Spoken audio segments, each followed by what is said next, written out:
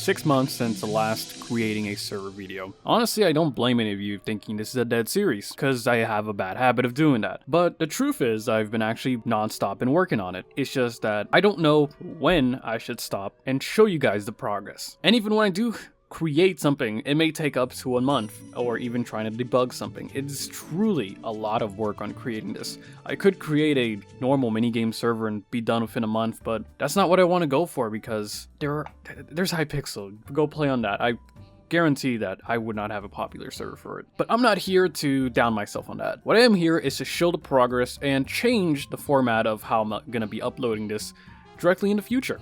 So, to begin with, I've decided that I'm just going to tell you what I've done and explain how I did it in the best way possible. Starting off, I've been working primarily on NPCs. No, I have not been able to add missions yet. This is going to be a little bit more complicated than I thought, but I'll get there. But the main thing I wanted to get working was the interaction. It needs to be flawless, it needed to look like you're interacting with the NPC, and of course there needed to be an NPC. For this, you can remember in the first video there was a robot-like NPC at the beginning of the video, just on a pad or something. And I completely changed the model for that, and now this is how the information bot looks like. This is what's going to inform you what to do in the actual game. Overall design is a lot better, it looks amazing, and it can get what I need done. Now, you may be saying this is what took you 6 months, but the thing is, with everything, I played around with it, and I got distracted and created 2 more. And after that, I decided, hey, let me just create a sign that will change your respawn location whenever you walk through a bridge, because the primary objective of the game is you're going to be walking through a region. And then after that, I created a respawn zone, and then after that is when I started working with guns. And again, this sounds so easy, and I can do this in a week, or like, I guarantee someone can actually do this for a week, but I'm not like everyone. And I started working on the gun models, on the guns itself, how it's going to work in game. This is not going to be your stereotypical Call of Duty game where you just have an AK-47.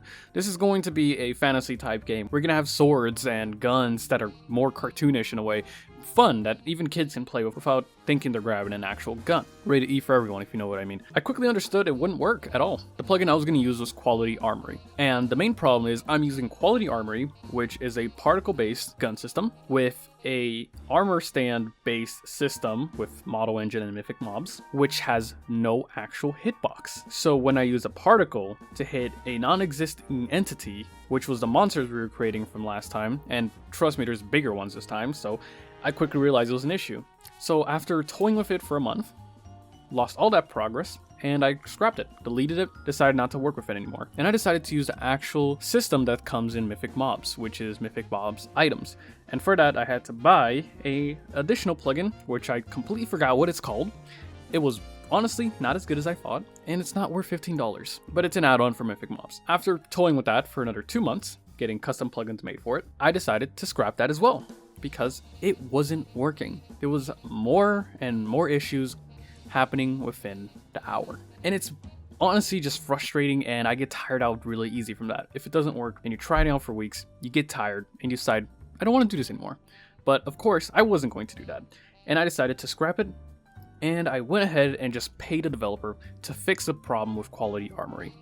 So now I technically have a modified version of Quality Armory that will work with Mythic Mobs. That's great. And of course, model engine. Now I can actually shoot the mobs, and it'll look like you're actually shooting a mob. That's what I needed, and it was frustrating. Changing guns at least 3 different times just to go back to the original idea, but we are here now. And after that, I decided if I want to do this, I need to go back to step 0, which I stated in the last video. Putting down the roots and then going on from there. So what we decided as a team, because this isn't created just by me, models are creating team members such as Jaden, maps are being created, Janice, NWP, and custom arts being made by Pen. There is a large part of this team, but of course we're doing this for free. We're not charging anyone, and we're doing it at our own free time. And this is going to be a server we're creating that's not pay to win. You can't buy anything, and generally it's just going to be an experience like no other. So with that, what we decided is we are going to make the entire map. We're going to make some basic guns, put some primary enemies in the map, and then just allow people to roam, figure out any bugs with the current entities, add more guns, and just add features along the way, saving us a lot of time and being able to bug fix along the way without putting a large product out immediately and having to fix a ton of stuff all at once. What does this remind me of? It's like on the tip of my tongue. What is it again? Sorry, Battlefield. After that, I decided I wanted to work on the transportation. Now, a lot of people may call me crazy for this, And they will, because even after I think about it, it sounds crazy. But within the game, there is a story about it. There is a large story that's already created. We did not create it. I want to clarify that. And with that, this whole story is that you're in the future trying to get back to the past. That's the easiest way I can clarify that. And with that, you see some wacky characters, such as a monkey with a jetpack, and I know this sounds crazy, that can carry you to a location for a certain fee. It sounds wacky, I know, but I love it.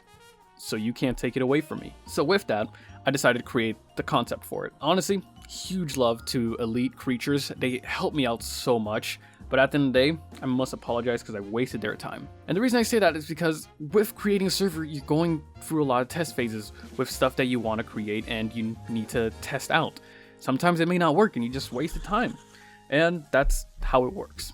The best you can do is apologize and try to continue the project and just get it done. And the reason is because I got a modified version of another plugin that I can take the character, move it from one side all the way to another side of a map. Simple enough. And then I had to put an entity on the player to make it look like he's being carried by a monkey with a jetpack. It still sounds wacky when I say it. But let's get away from the monkey with the jetpack for a quick second and see how we managed to do that. So again, it is a modified plugin that I had to get. Again, with this whole project, I probably spent more money than I should have. Now I can easily grab a player from point A, and there are multiple points in the sky, such as B, C, D, all the way to the end point, and then the monkey will drop him off there. And honestly, all it really is just an armor stand that's carrying the player with a item on the armor stand's head that's repositioned in Blockbench that will carry him all the way to his destination. Yet it took me 3 months to figure that out. My main idea was just going to use mythic mobs to carry them from point A to point B.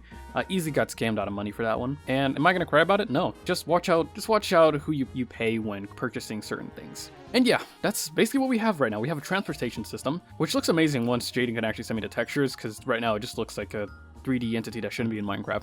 We have some mobs, primarily broken, but that's okay. We have NPCs without the missions, but those will be added. And now we can actually work on guns that can actually hit the mob. And again, 6 months for this.